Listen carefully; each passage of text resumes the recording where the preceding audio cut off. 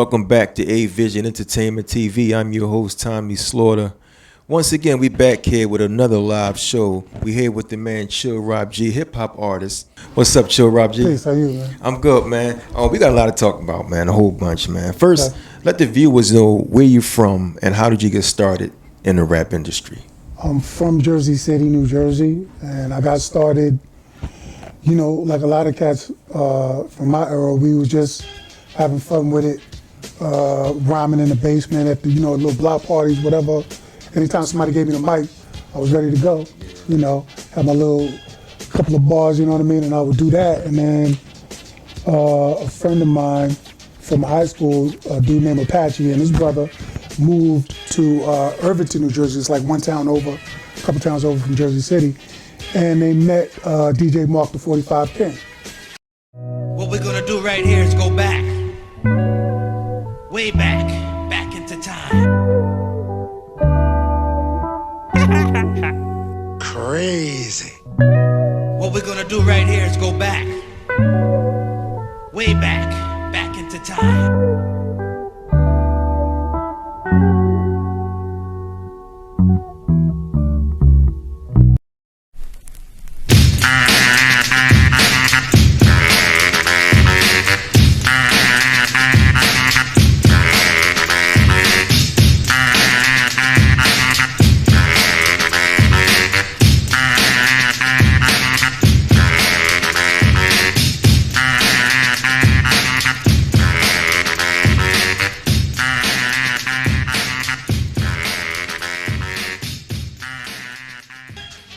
And 45 King was kind of known in the area because he had a lot of beats that Cool DJ Red Alert would just play it on the radio.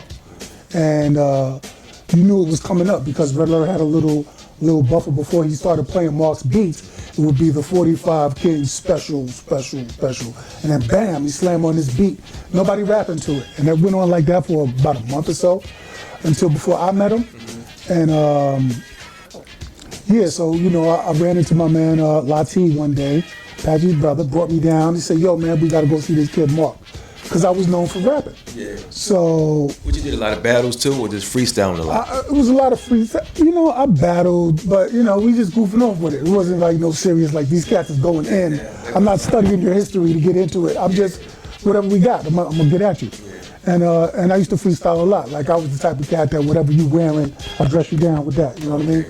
So, up in Mark's basement, first time I met this dude, I knew this was the 45 King, the dude from the radio. So I'm spitting my best bars, I'm rapping and, we going in, we having a good time with it though. And I wasn't really thinking nothing about it. I was like, wow, that was cool, I met dude. And he got my number from Latif and called me up like the next night. He was like, yo, some of that stuff was kind of tight. I think you're ready to make a record. We should try to make a record. Put a demo together. You need a hook. He was telling me song structure and all of that. 16 bars. And I was like, all right, cool, So I had like $30. Mark put $30 together. We had 2 hours. We ready to go. Mark was living in a house that Vaughn Mason owned. Remember Vaughn Mason from Bounce? Roll Skate? Yeah. That Vaughn Mason. Yeah. So, Vaughn Mason was the engineer on my first record. And he did the engineer. And which record was that? That was, I know it's been a minute. Dope Rhymes. Okay. Dope Rhymes was one of them, and I think Chillin' was the other side. This was 1988, man.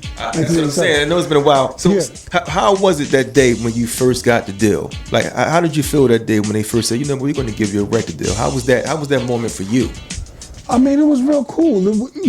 Everything was gradual. Like I'm telling you, we did the demo. We gave the demo to Red Alert. Red Alert played it on the radio for a couple of weeks. Yeah. And then a guy from Wild Pitch Records contacted Red Alert to get my number and called me up. We had a meeting, and he offered me a deal over some cheeseburgers. He was like, yeah, I kind of like what you was doing, and, we want to give you a deal. We want to sign you to a label. So he had to be the contract. I was like, all right, that's cool. That's what's up. I mean, I'm gassed, but I don't really know how to feel about it because I never heard of Wild Pitch Records before. This is not, You know what I mean? This is not the fantasy that you had. Some unknown labels is gonna come at you. You know what I mean? But this is how it's going down. So I took the contract.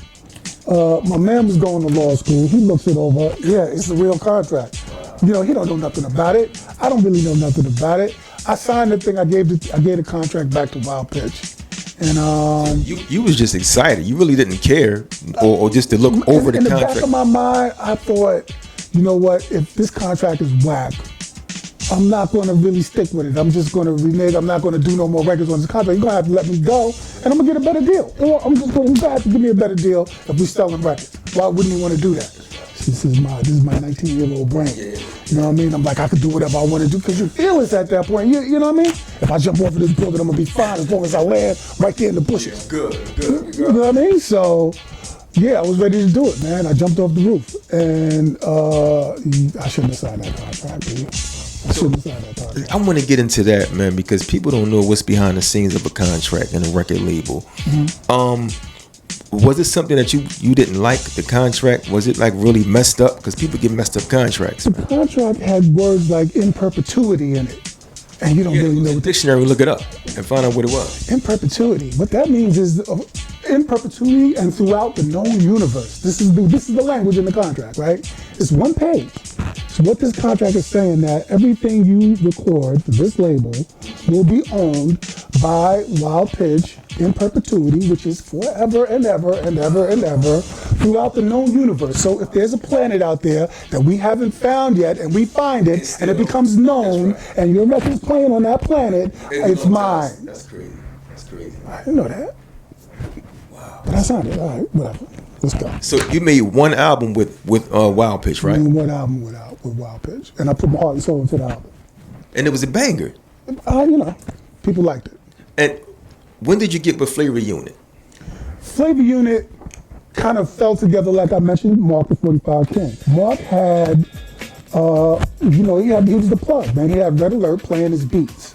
Before I came along, Apache, Latifah was already making like little demos with Mark.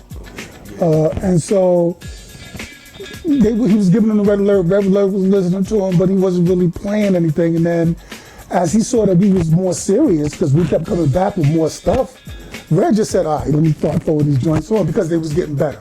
You know what I mean? I think we was just starting to, work on our craft, like writing better songs.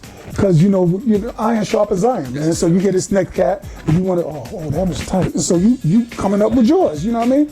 So Flavor Unit, in the beginning, it was just Lati and Apache. After one freestyle session, they went home and started writing rhymes together. They came back the next night and told us that they was the Flavor Unit. And that was me, Lakim, Latifah was in there, and their cousins, dude, Lord Ali Baski was in there. And so we heard that, we was like, Flavor Unit, that sound kind of, that's tight, man. We in there, man. We in the Flavor Unit too. You know what I mean? That ain't just y'all. We all the Flavor Unit. And so we just kind of jumped on it, and we was all Flavor Unit. Started off with just like that. Well, Ride the Rhythm album was banging to this day. Right. Did you ever get a chance to work with someone back in those days? Like, did you ever have everybody brings somebody on the album? It seemed like you just had the whole album to yourself. I had the whole album to myself. You didn't have a chance to work with nobody in that? Or did you ever want to work with somebody around that time? Sure, but you know what? When I was writing the album, my focus was like this. I wasn't really thinking, let me go and get this one, or let me try to find that one. I was worried about making sure that I didn't suck. So that's all I was focused on. You know what I mean? I was writing as many songs as I could possibly write in the little window that I had. And let's get them out. Let's get them to, stew fine and put them out on this record. Let's see what happens. I was really curious to see what the whole process would turn into. You know what I'm saying? I thought I was going to blow that little label up, and it was going to get bought out by a giant, distributor, and they were going to love me and just give me $50 million because I'm so nice. You know what I mean? How is it going to a label? I always wanted to know this. When you get signed to a label, do they treat you like royalty, like bring you in and feed you and take you? Well, how was it like getting signed to a label? How do they treat you? Like give you your own bus and all that type of stuff? Yeah, there's the there's the courtship. If they really want you, they're gonna be nice to you. They're gonna bring you into this and that show. That's, I guess, if you're dealing with a major label. I was dealing with a guy whose record office, his label office, was his apartment in Tudor City in Manhattan.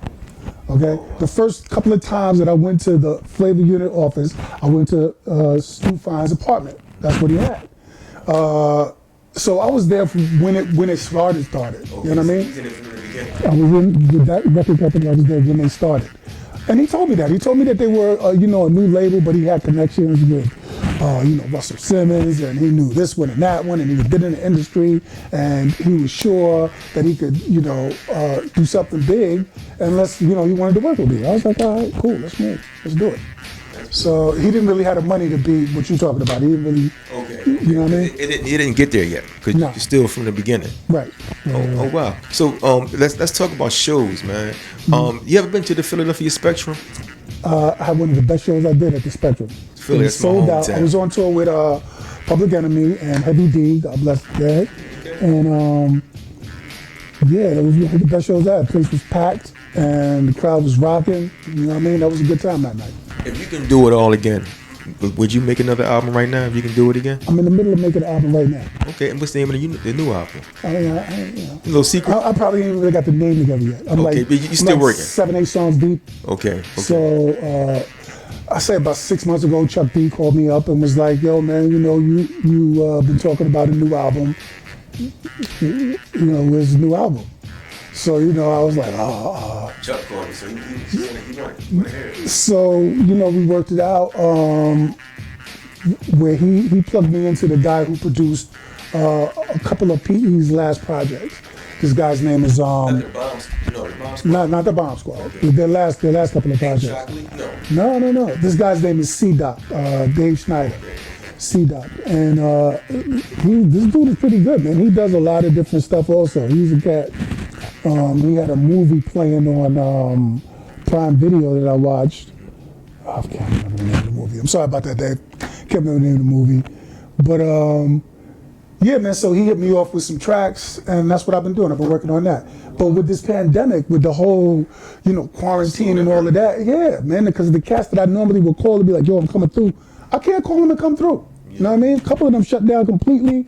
My man, people actually passed away and type shit like that. So it's been kind of hectic for everybody, man, through this pandemic. Yeah. You know what I mean? The good thing about it is you're still working, and no you get ready to come out with another banger. Mm-hmm. I want to touch on Snap. What happened between you and Snap? Because it seemed like y'all had the same song, "I Got the Power." What happened with that? We had the exact same song, man. It's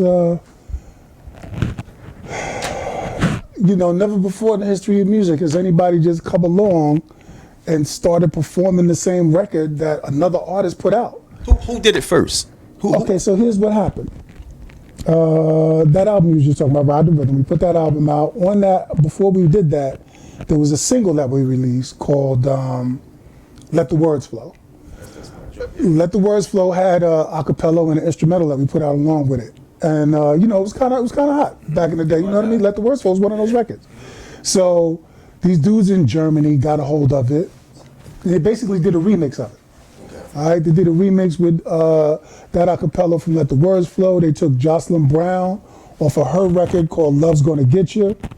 And they took some Mantronics, those bells that you hear, bam, bam, bam, bam, bam. It's Mantronics, shook it up, chopped it up, boom, they got the power out of it.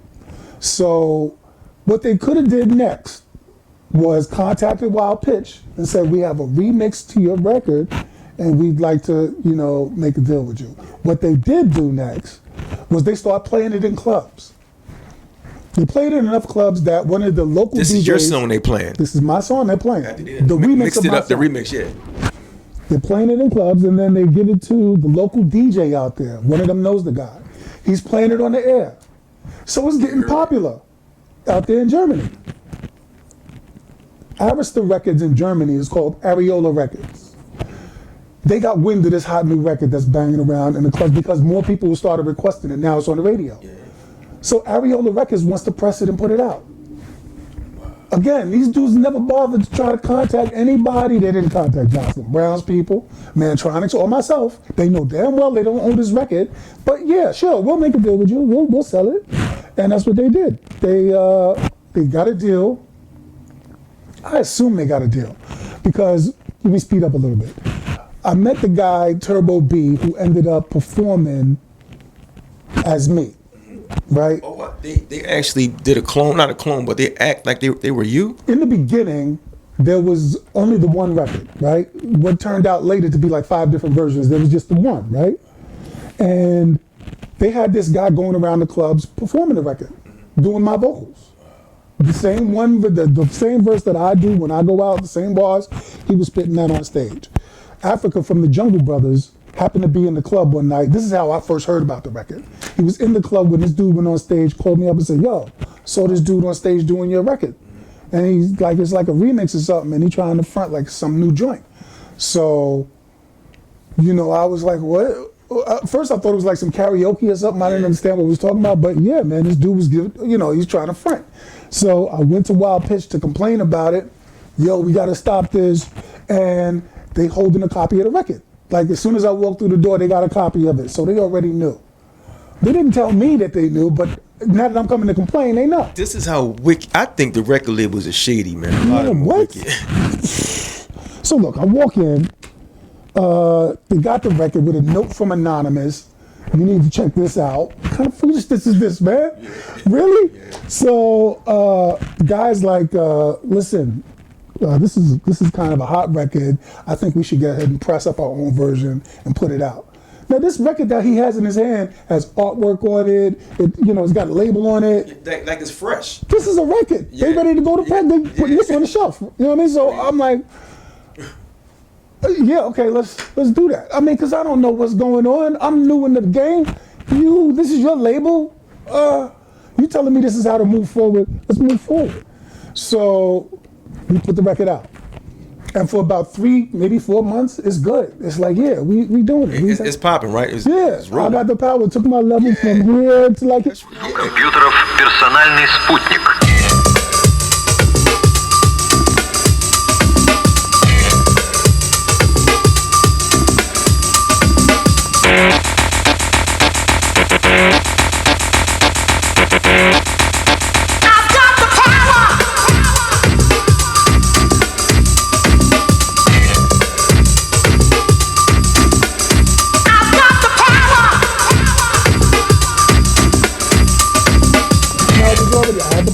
You know what I mean? I was already doing what I was doing, quarters in session and let the words flow and all of that. But now I got the power, this dance pop record. I ain't never did no music like that. But, I've been to a club before. I know what it sound like. And yeah, this was one of those joints.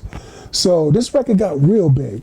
Like, if you went to a basketball or football game, kind of big. Like, they're playing it there during halftime. All the commercials that you hear in there, every other one got this record in it. Yeah. Like, the record is going on, it's doing things I ain't never imagined it might do. That's right. So, before it got to that point, Arista Records decides they're going to release the record too. So everybody getting their hands on the record now. So Arista Records puts the record out. Now it's Wild Pitch, which is a real small label, and Arista Records, which is this giant company, and they both got the same record out. Arista decided, though, they morphed that record just a little bit. That same kid that they had, doing his Chill Rob G impersonation, now he got a new persona. Now he's Turbo B, and from the group called Snap, and this is their record. Snap was a group or one person? Snap was something they threw together at the last minute so they can get somebody on stage to perform this record. That's what Snap is. Snap was this one guy and some chick. I think he brought a chick on stage. I don't really know what his show looked like. I think he had a chick on stage with him. He did. Yeah, right. And a DJ. And that's what Snap is. They just made that up because they got this record. They got to do something. Wow, so it was a rush job. What? Push him out there. Yo, man, go. Go. Yeah. Get in the studio. Listen to this.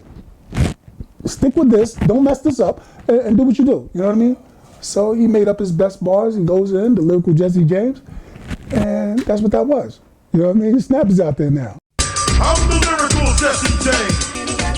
Did that kind of discourage you to make you just quit all the way around the board? I mean, after like seeing something like that and getting involved in that. Yeah, man, yeah, no doubt. It messes with your mind, man, because how is this happening? Like this, I have never seen this before. I mean, Milli Vanilli stole some guy again, Arista Records, All right, that was Arista too. They was wilding back then, man.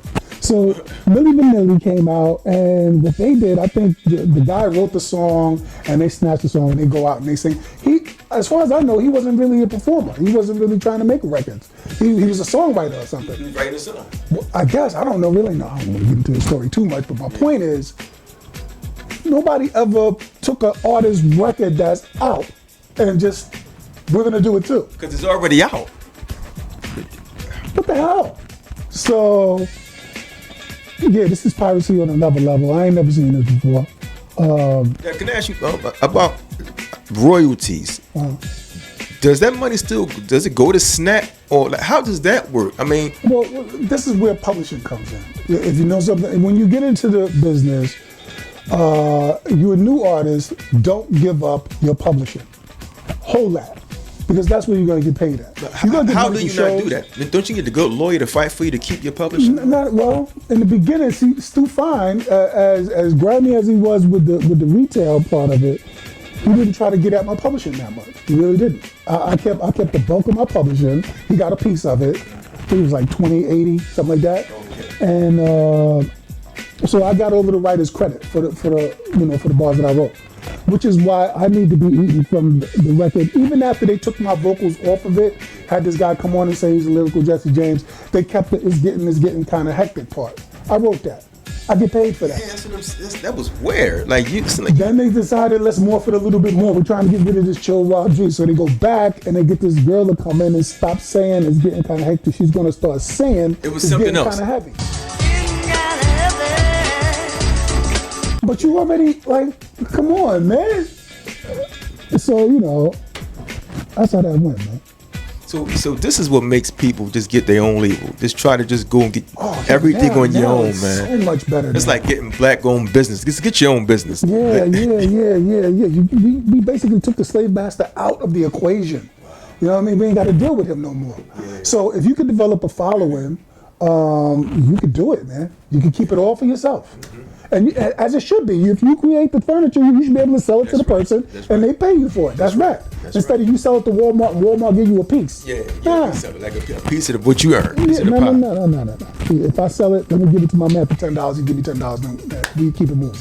That was interesting. That story was mind-boggling. As far as your new album, are you going to? I know you're not going to leave one after that, so you're going to do it independently, right? I'm doing it independently. There's a website called Bandcamp, and all these outlets to sell your music through. Yeah, now they have everything. Yeah, you could go to Tidal, you could go to Apple Music, and they'll package a joint and they'll put it out digitally for you.